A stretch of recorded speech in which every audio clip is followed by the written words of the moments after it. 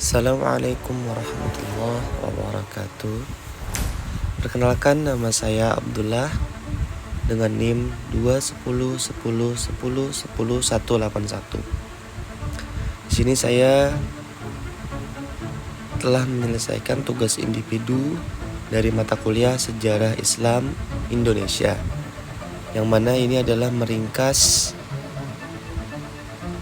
tugas dari presentasi makalah kelompok di lokal PAIF angkatan 2021. Langsung saja masuki ke materi kelompok pertama. Materi pertama ialah teori-teori masuknya Islam di Indonesia. Jadi teori masuknya Islam di Indonesia ini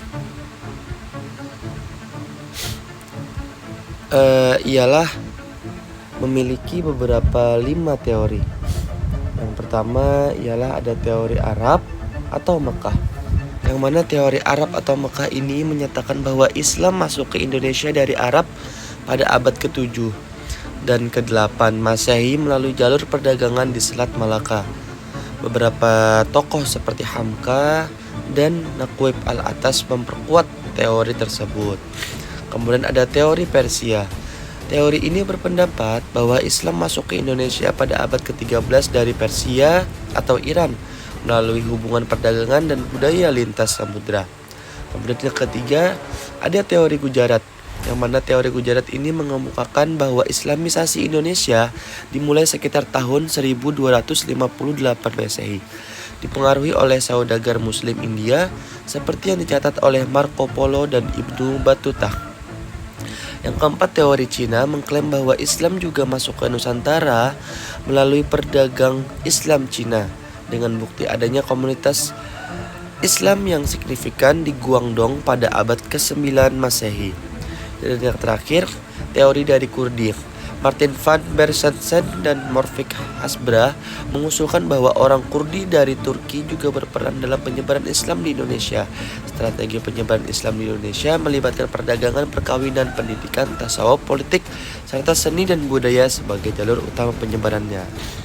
Nah, jadi teori masuknya Islam di Indonesia ini berdasarkan dari 5 teori tersebut, yang mana banyak jalur-jalur masuknya Islam di Indonesia ini dari teori-teori mereka tersebut. Memasuki materi yang kedua, yaitu kerajaan Islam yang bercorak Islam di Maluku. Kerajaan Islam ini ada 3 periode. Ada 3 periode masuknya Islam di Maluku.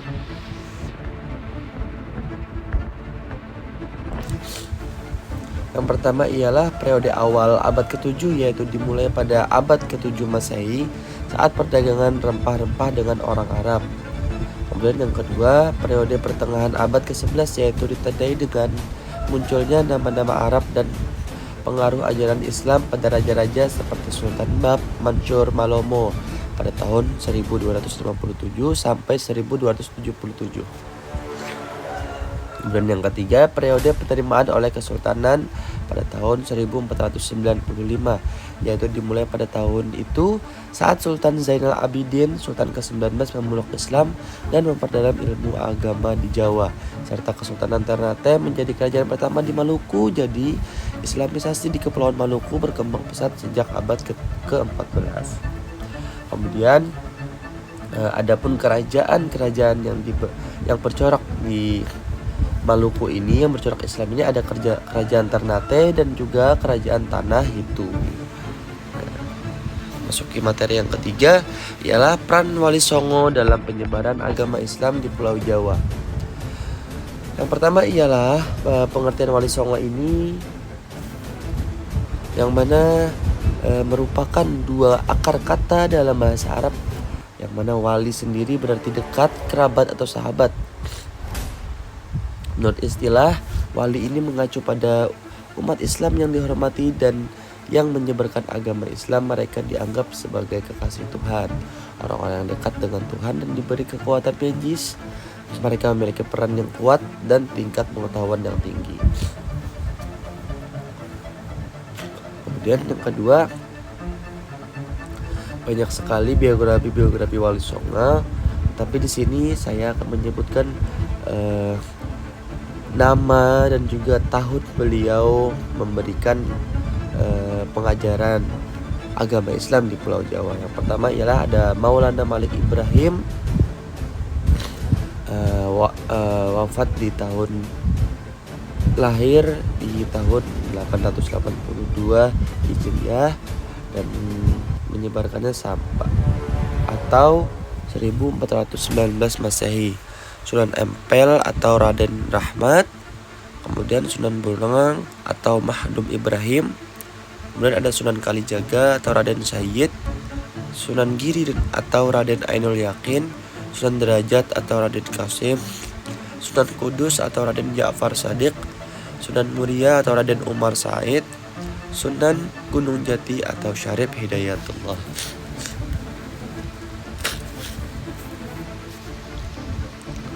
Kemudian strategi dakwah Wali Songo.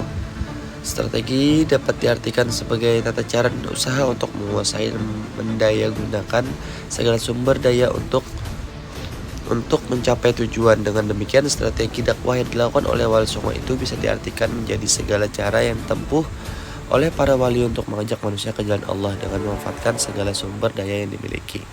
Nah, adapun peran ini ialah dari gambaran singkat tentang perjalanan hidup dan perjuangan Wali Songo dalam menyebarkan agama Islam dari Jawa, khususnya dan di wilayah Nusantara pada umumnya. Peran Wali Songo dalam menyebarkan agama Islam di Indonesia memiliki banyak peran, diantaranya peran dalam bidang pendidikan, politik, dan bidang dakwah. Nah, kemudian masuk ke materi yang keempat ialah penetrasi Barat di Nusantara serta munculnya kolonialisme dan imperialisme terhadap kerajaan yang bercorak Islam. Penetrasi Barat di Nusantara ini mengutip dari pendapat Greybearer bahwa terjadi transfer budaya satu ke budaya lain.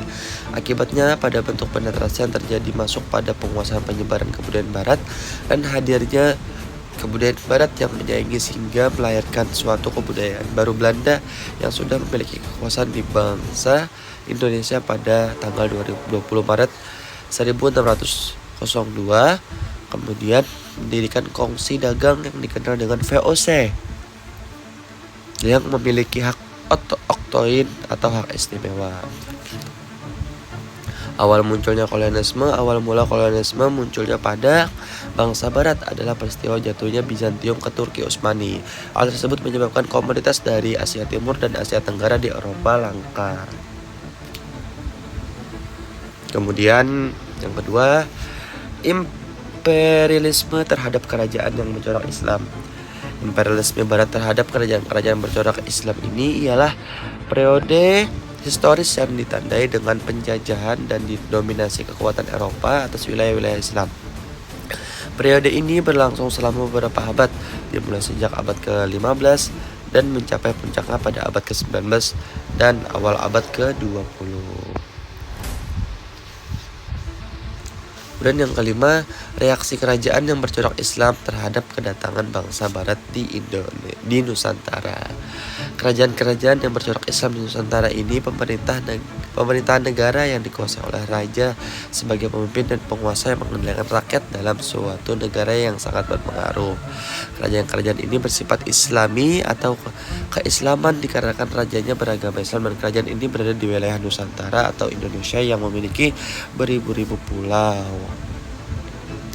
Nah, pada masa-masa kerajaan yang bercorak Islam di Nusantara ini berdiri setelah agama Islam masuk ke Indonesia di antara abad ke-7 sampai dengan abad ke-12 Masehi. Ini pun berdasarkan teori masing-masing. Nah, teori ini yang telah saya sampaikan pada kelompok 1 dengan para ahli sejarah.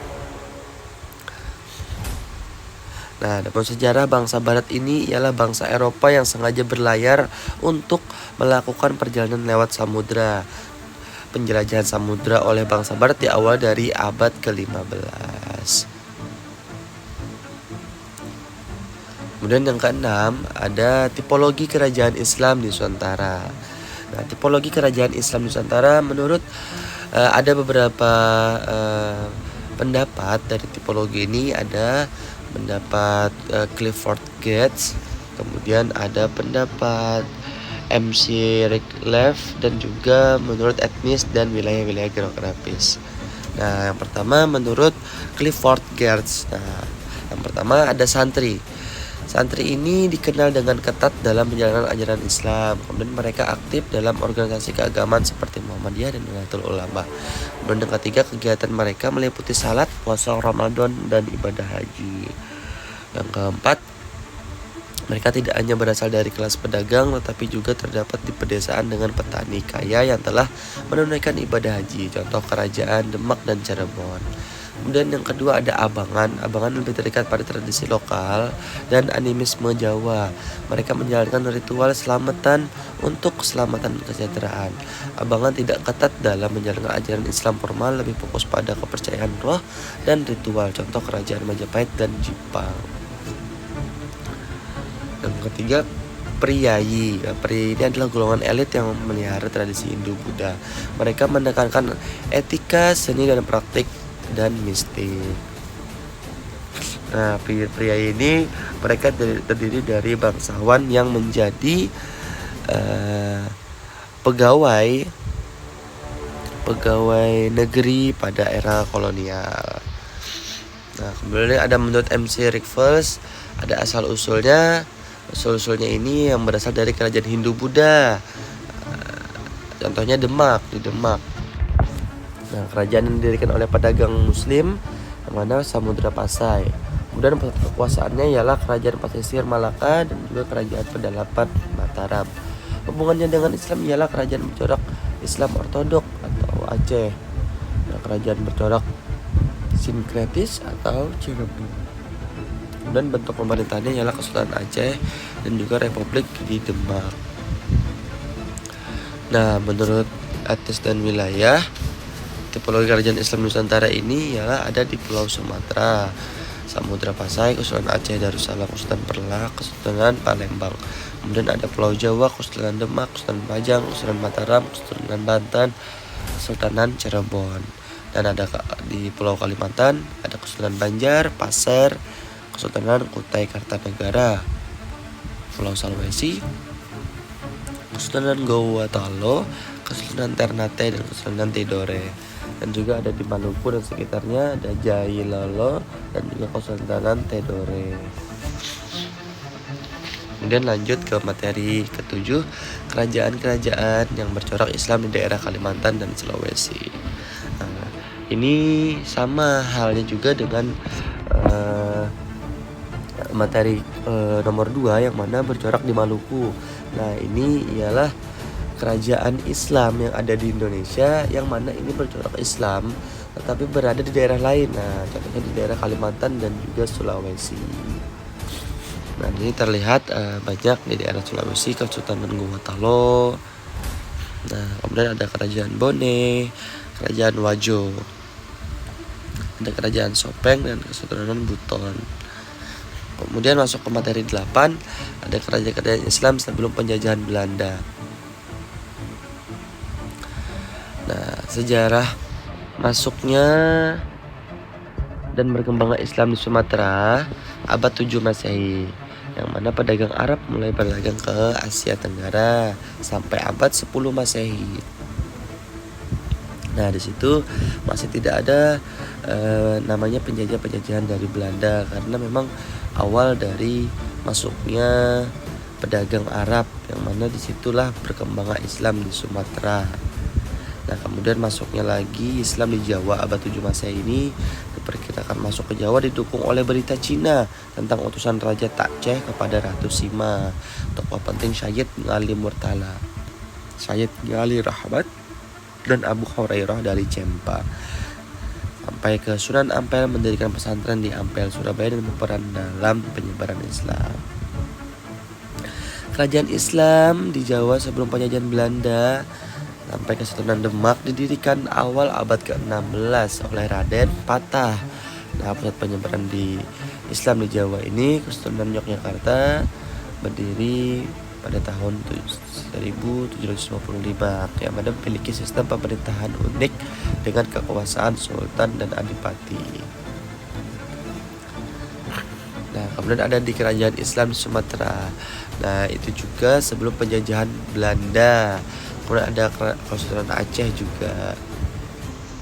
Nah, masuki materi ke-9, munculnya aliran tasawuf di dunia Islam. Nah, aliran tasawuf ini memiliki perkembangan di masa awal Islam, ya, mana ada beberapa fase. Yang mana fase pertama, fase askastime atau zuhud, abad pertama dan kedua Hijriah.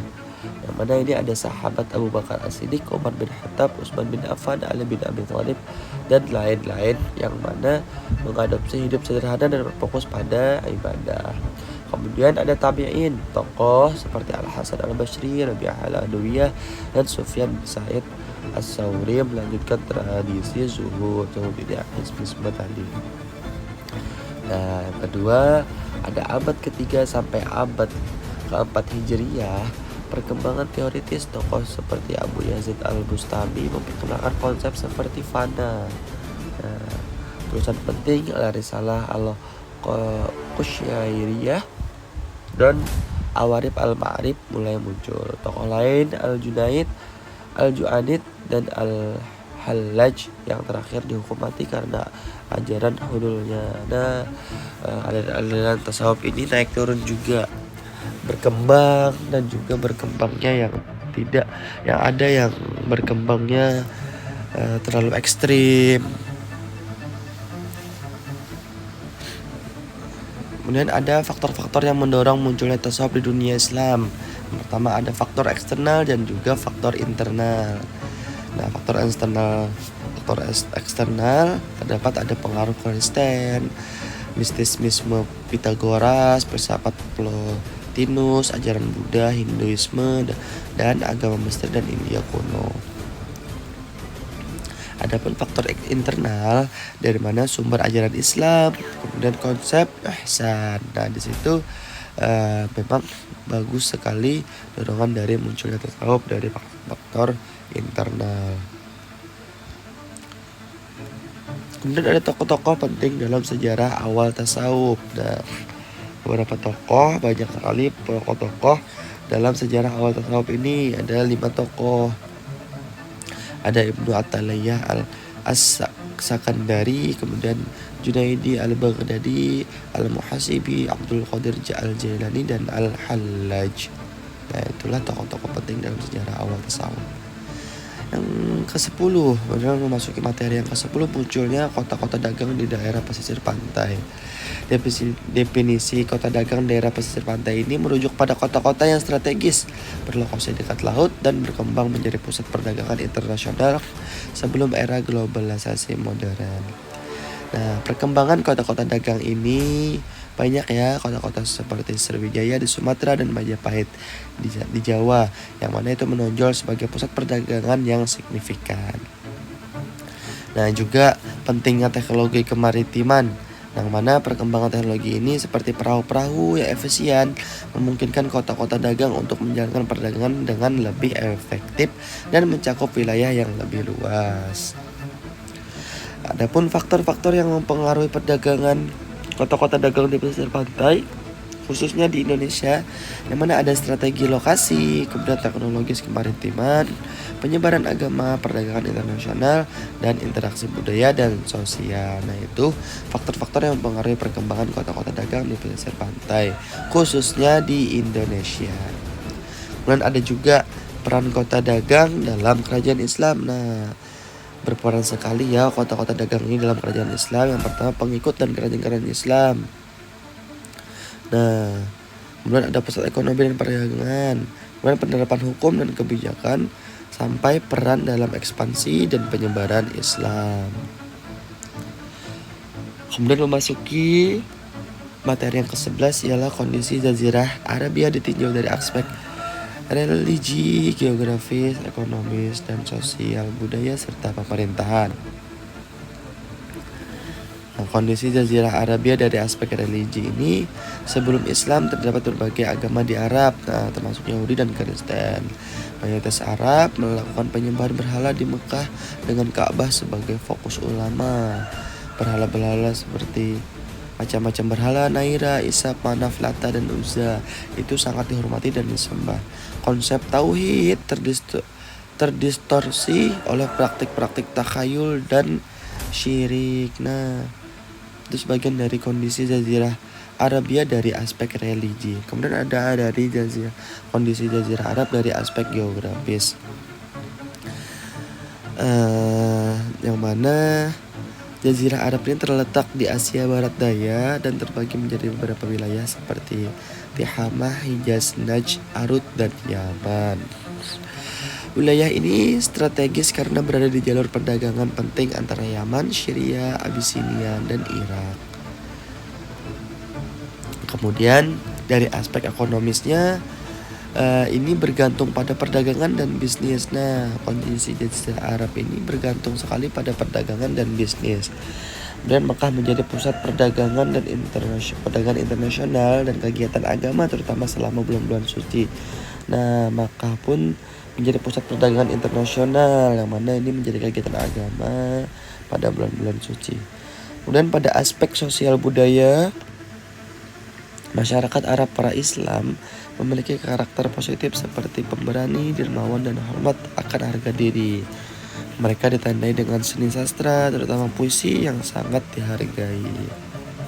Terakhir, dengan dari aspek pemerintahan, tidak ada pemerintahan pusat Jazirah Arab, masing-masing suku dipimpin oleh syekh. Nah, itulah di kondisi Jazirah Arab dari aspek pemerintahan. Mereka dipimpin oleh masing-masing suku. Nah, yang mana oleh seorang syekh. Kemudian ada pula konflik antar suku yang terjadi, terutama terkait dengan pemecahan harta rampasan dan perang kecil. Yang ke-12, peninggalan yang bercorak Islam di Indonesia. Nah, salah satunya ada masjid, makam, keraton. Nah, masjid ini banyak, Masjid Agung Demak, Masjid Raya Baitur Rahman. Makam seperti makam para makam Wali Songo. Kemudian ada keraton ini banyak sekali juga, keraton di Yogyakarta, keraton Kesepuhan Cirebon. Kemudian ada seni kaligrafi, yang mana seni kaligrafi ini kita kembangkan sampai sekarang ya. Kemudian yang terakhir ada tradisi keagamaan. Nah, tradisi keagamaan ini memiliki daerahnya masing-masing ya, berbeda di daerahnya masing-masing. Contohnya di sini ada sekaten dan tabuik. Nah, yang ke-13, memahami Islam di Indonesia pada zaman modern dan kontemporer, gerakan modern Islam, asal-usul dan perkembangan. Yang pertama, gerakan modern Islam. Asal-usul dan perkembangan pembaruan dalam Islam atau gerakan modern Islam merupakan jawaban yang ditujukan terhadap krisis yang dihadapi umat Islam pada masanya. Nah, asal-usul dari perkembangan ini ialah ditujukan terhadap krisis yang dihadapi umat Islam pada masanya. Nah, jadi ada kemunduran progresif kerajaan Utsmani yang mana itu pemangku khilafah Islam setelah abad ke-17. Nah, kemudian perjuangan kemerdekaan Islam. Nah, perjuangan kemerdekaan umat Islam ini ada pada masa kolonial Belanda dan masa penduduk Jepang. Nah, di situ memang umat Islam